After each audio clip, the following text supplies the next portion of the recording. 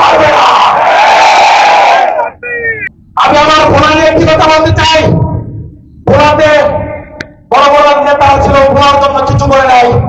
ভোলা বরিশাল সেতু হবে বলে এখনো হচ্ছে না। ইন্টারগ্রুপ কোম্পানি আমাদের সাথে তাও ধারণা শুরু করেছে।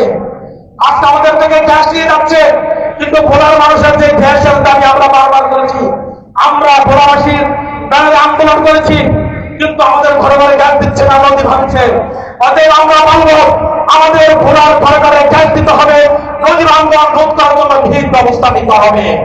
অতএব আমি আপনাদের সকলকে সর্বশেষ বলে দিতে চাই যে যারাই আগামী নির্বাচনে আপনাকে বিজয় করার জন্য আমরা পাড়ায় মহল্লায় এখানকার ভিত্তিক কমিটি গঠন করতে হবে, ওয়ার্ড ভিত্তিক কমিটি করতে হবে, মহিলা কমিটি গঠন করতে হবে।